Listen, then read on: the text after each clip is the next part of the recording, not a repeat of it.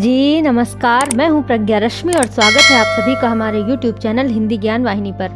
मुंशी प्रेमचंद की सर्वश्रेष्ठ कहानियों की श्रृंखला में आज हम लेकर के आए हैं उनकी अगली कहानी आखिरी हीला। तो आइए सुनते हैं कहानी आखिरी हीला। यद्यपि मेरी स्मरण शक्ति पृथ्वी के इतिहास की सारी स्मरणीय तारीखें भूल गईं, वह तारीखें भी जिन्हें रातों को जागकर और मस्तिष्क को खपा कर याद किया था, मगर विवाह की तिथि समतल भूमि में एक स्तंभ की भांति अटल है। ना भूलता हूँ ना भूल सकता हूँ। उससे पहले और पीछे की सारी घटनाएं दिल में मिट गईं, उनका निशान तक बाकी नहीं। वह सारी अनेकता एकता में मिश्रित हो गई है और वह मेरे विवाह की तिथि है। चाहता हूँ उसे भूल जाऊं, मगर जिस तिथि का नित्य प्रति सुमिरन किया जाता हो वह कैसे भूल जाए।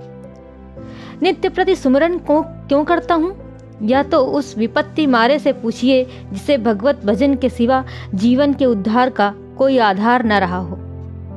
लेकिन क्या मैं वैवाहिक जीवन से इसलिए भागता हूँ कि मुझ में रसिकता का अभाव है और मैं कोमल वर्ग की मोहिनी शक्ति से निर्लिप्त हूँ और अनासक्ति का पद प्राप्त कर चुका हूँ।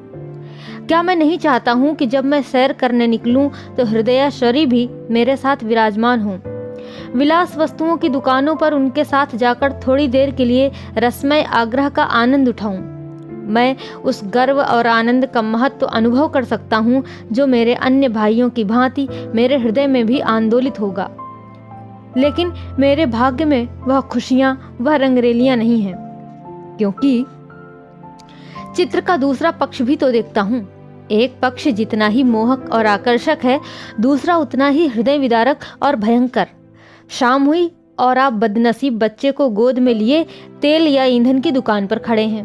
अंधेरा हुआ और आप आटे की पोटली बगल में दबाए गलियों में यूं कदम बढ़ाए हुए निकलते हैं मानो चोरी की है। सूर्य निकला और बालकों को गोद में लिए होम्योपैथ डॉक्टर की दुकान में टूटी कुर्सी पर आरूढ़ हैं। किसी खोचे वाले की रसीली आवाज सुनकर बालक ने गगनभेदी विलाप आरंभ किया और आपके प्राण सूखे। ऐसे बापों को भी देखा है जो दफ्तर से लौटते हुए पैसे 2 पैसे की मूंगफली या रेवड़ियां लेकर लज्जास्पद शीघ्रता के साथ मुंह में रखते चले जाते हैं कि घर पहुंचते पहुंचते बालकों के आक्रमण से पहले ही यह पदार्थ समाप्त हो जाए। कितना निराशाजनक होता है यह दृश्य जब देखता हूँ कि मेले में बच्चा किसी खिलौने की दुकान के सामने मचल रहा है और पिता महोदय ऋषियों की सी विद्वता के साथ उनकी क्षण भंगुरता का राग अलाप रहे हैं। चित्र का पहला रुख तो मेरे लिए एक मदन स्वप्न है, लेकिन दूसरा रुख एक भयंकर सत्य। इस सत्य के सामने मेरी सारी रसिकता अंतर्धान हो जाती है। मेरी सारी मौलिकता, सारी रचनाशीलता इसी दाम्पत्य के फंदों से बचने में प्रयुक्त हुई है। जानता हूँ कि जाल के नीचे जाना है, मगर जाल जितना ही रंगीन और ग्राहक है, दाना उतना ही घातक और विषैला। इस जाल में पक्षियों को तड़पते और फड़फड़ाते देखता हूँ और फिर भी जाल पर जा बैठता हूँ। लेकिन इधर कुछ दिनों से श्रीमती ने अविश्रांत रूप से आग्रह करना शुरू किया है कि मुझे भी शहर बुला लो। पहले जब छुट्टियों में जाता था तो मेरा केवल कहाँ चलोगी कह देना उनकी चित्त शांति के लिए काफी होता था। फिर मैंने झंझट है कहकर उन्हें तसल्ली देनी शुरू की। इसके बाद गृहस्थ जीवन की असुविधाओं से डराया, किंतु अब कुछ दिनों से उनका अविश्वास बढ़ता जाता है। अब मैंने छुट्टियों में भी उनके आग्रह के भय से घर जाना भी बंद कर दिया है कि कहीं वह मेरे साथ चल न खड़ी हूँ, और नाना प्रकार के बहानों से उन्हें आशंकित करता रहता हूँ। मेरा पहला बहाना होता है पत्र संपादकों के जीवन की कहानियों के विषय में था। कभी 12 बजे रात को सोना नसीब होता है, कभी रत जगा करना पड़ता है। सारे दिन गली गली की ठोकरें खानी पड़ती हैं। इस पर तुर्रा ये है कि हमेशा सिर पर नंगी तलवार लटकती रहती है। ना जाने कब गिरफ्तार हो जाऊं, कब जमानत तलब हो जाए। खुफिया पुलिस की एक फौज हमेशा पीछे पड़ी रहती है। कभी बाजार में निकल जाता हूं तो लोग उंगलियां उठाकर कहते हैं, वह जा रहा है अखबार वाला।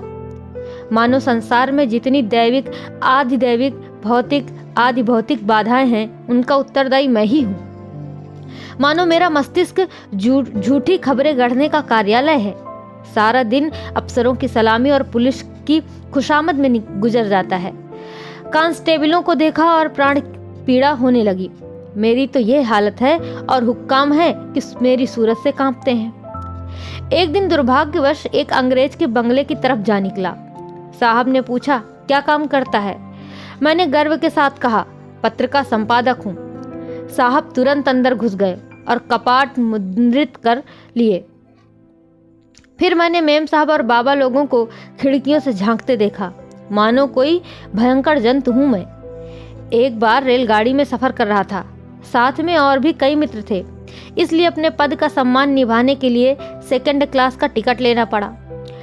गाड़ी में बैठा तो एक साहब ने मेरे सूटकेस पर मेरा नाम और पेशा देखते ही तुरंत अपना संदूक खोला और रिवॉल्वर निकालकर मेरे सामने गोलियां भरी, जिससे मुझे मालूम हो जाए कि वह मुझसे सचेत हैं।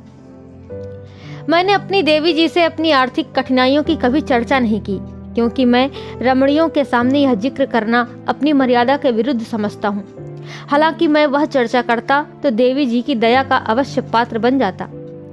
मुझे विश्वास था कि श्रीमती जी फिर यहाँ आने का नाम न लेंगी, मगर ये मेरा भ्रम था। उनके आग्रह पूर्ववत होते रहे। तब फिर मैंने दूसरा बहाना सोचा। शहर बीमारियों के अड्डे हैं, हर एक खाने पीने की चीज में विष की शंका। दूध में विष, घी में विष, फलों में विष, शाक भाजी में विष, हवा में विष, पानी में विष। यह मनुष्य का जीवन पानी की लकीर है, जिसे आज देखो वह कल गायब। अच्छे खासे बैठे हैं, हृदय की गति बंद हो गई। घर से सैर को निकले, मोटर से टकराकर सुरपुर की राह ली। अगर कोई शाम को सांगो पांग घर आ जाए तो उसे भाग्यवान समझो। मच्छर की आवाज कान में आई, दिल बैठा। मक्खी नजर आई और हाथ पांव फूले। चूहा बिल से निकला और जान निकल गई। जिधर देखिए यमराज की अमलदारी है। अगर मोटर और ट्राम से बचकर आ गए तब मच्छर और मक्खी के शिकार हुए। बस यही समझ लो कि मौत हरदम सिर पर खेलती रहती है। रात भर मच्छरों से लड़ता हूँ, दिन भर मक्खियों से। नन्ही सी जान को किन किन दुश्मनों से बचाऊं। सांस भी बड़ी मुश्किल से लेता हूँ कि कहीं क्षय के कीटाणु फेफड़े में ना पहुंच जाएं। देवी जी को फिर भी मुझ पर विश्वास न आया। दूसरे पत्र में भी वही आरजू थी। लिखा था, तुम्हारे पत्र ने एक और चिंता बढ़ा दी। अब प्रतिदिन पत्र लिखा करना। मैं एक न सुनूंगी और सीधे चली आऊंगी। मैंने दिल में कहा, चलो सस्ते छूटे। मगर यह खटका लगा हुआ था कि ना जाने कब उन्हें शहर आने की सनक सवार हो जाए। इसलिए मैंने तीसरा बहाना सोच निकाला। यहाँ मित्रों के मारे नाक में दम रहता है। आकर बैठ जाते हैं तो उठने का नाम भी नहीं लेते, मानो अपना घर बेच ही आए हों। अगर घर से टल जाओ तो आकर बेधड़क कमरे में बैठ जाते हैं और नौकर से जो चीज चाहते हैं उधार मंगवा लेते हैं। देना मुझे पड़ता है। कुछ लोग तो हफ्ते पड़े रहते हैं, टलने का नाम ही नहीं लेते। रोज उनकी सेवा सत्कार करो, रात को थिएटर या सिनेमा दिखाओ, फिर सवेरे तक ताश या शतरंज खेलो। अधिकांश तो ऐसे हैं जो शराब के बगैर जिंदा ही नहीं रह सकते। अक्सर तो बीमार होकर आते हैं, बल्कि अधिकतर बीमार ही आते हैं। अब रोज डॉक्टर को बुलाओ, सेवा शुश्रूषा करो, रात भर सिरहाने बैठे पंखा झलते रहो, उस पर यह शिकायत भी सुनते रहो कि यहाँ कोई हमारी बात भी नहीं पूछता। मेरी घड़ी महीनों से मेरी कलाई पर नहीं आई। दोस्तों के साथ जलसों में शरीक हो रही है। अचकन है, वह एक साहब के पास है। कोट और दूसरे साहब ले गए, जूते और एक बाबू ले उड़े। मैं तो वही रद्दी कोट और वही चमरौधा जूता पहनकर दफ्तर जाता हूँ। मित्रवंद ताड़ते रहते हैं कि कौन सी नई वस्तु लाया। कोई चीज लाता हूँ तो मारे डर के संदूक में बंद कर देता हूँ। किसी की निगाह पड़ जाए तो कहीं ना कहीं न्योता खाने की धुन सवार हो जाए। पहली तारीख को वेतन मिलता है तो चोरों की तरह दबे पांव खराता हूँ कि कहीं कोई महाशय रुपयों की प्रतीक्षा में द्वार पर धरना जमाए न बैठे हों। मालूम नहीं उनकी सारी आवश्यकताएं पहली ही तारीख की बाट क्यों जो होती रहती हैं। एक दिन वेतन लेकर 12 बजे रात को लौटा, मगर देखा तो आधे दर्जन मित्र उस वक्त भी डटे हुए थे। माथा ठोंक लिया। कितने ही बहाने करूं, उनके सामने एक नहीं चलती। मैं कहता हूं घर से पत्र आया है, माताजी बहुत बीमार हैं। जवाब देते हैं, अजी बूढ़े इतनी जल्दी नहीं मरते, मरना ही होता तो इतने दिन जीवित क्यों रहती, देख लेना 2-4 दिन में अच्छी हो जाएंगी। और अगर मर भी जाएं तो वृद्धजनों की मृत्यु का शोक ही क्या, वह तो और खुशी की बात है। कहता हूँ लगान का बड़ा तकाजा हो रहा है तो जवाब मिलता है, आजकल लगान तो बंद हो ही रहा है, लगान देने की जरूरत ही नहीं रही। अगर किसी संस्कार का बहाना करता हूँ तो फरमाते हैं, तुम भी विचित्र जीव हो, इन कुप्रथाओं की लकीर पीटना तुम्हारी शान के खिलाफ है। अगर तुम उनका मूलोच्छेदन करोगे तो वह लोग क्या आकाश से आवेंगे। गरज ये कि किसी तरह मेरे प्राण नहीं बचते। मैंने समझा था कि हमारा यह निशाना सही जगह पर बैठेगा। ऐसे घर में कौन रमणी रहना पसंद करेगी जो मित्रों पर ही अर्पित हो गया हो। किंतु मुझे फिर भ्रम हुआ। उत्तर में फिर वही आग्रह था। तब मैंने चौथा हीला सोचा। यहाँ के मकान है कि चिड़ियों के पिंजरे, न हवा न रोशनी। वह दुर्गंध उड़ती है कि खोपड़ी भन्ना जाती है। कितने ही के तो इसी दुर्गंध के कारण विसूचिका, टाइफाइड, यक्ष्मा आदि रोग हो जाते हैं। वर्षा हुई और मकान टपकने लगा। पानी चाहे घंटे भर बरसे, लेकिन मकान तो रात भर बरसता रहता है। ऐसे बहुत कम घर होंगे जिनमें प्रेत बाधाएं न हों। लोगों को डरावने स्वप्न भी दिखाई देते हैं। कितनों को ही उन्माद रोग हो जाता है। आज नए घर में आए, कल ही उसे बदलने की चिंता सवार हो गई। कोई ठेला असबाब से लदा हुआ जा रहा है, कोई आ रहा है। जिधर देखिए ठेले ही ठेले नजर आते हैं। चोरियां तो इस कसरत से होती हैं कि अगर कोई रात कुशल से बीत जाए तो देवताओं की मनौती की जाती है। आधी रात हुई और चोर चोर, लेना लेना की आवाजें आने लगी। लोग दरवाजों पर मोटे मोटे लकड़ी के फट्टे या जूते या चिमटे लिए खड़े ही रहते हैं। फिर भी चोर इतने कुशल हैं कि आंख बचाकर अंदर पहुंच ही जाते हैं। एक मेरे बदतकल्लुफ दोस्त हैं, स्नेहवश मेरे पास बहुत देर तक बैठे रहते हैं। रात अंधेरे में बर्तन खड़के तो मैंने बिजली की बत्ती जलाई।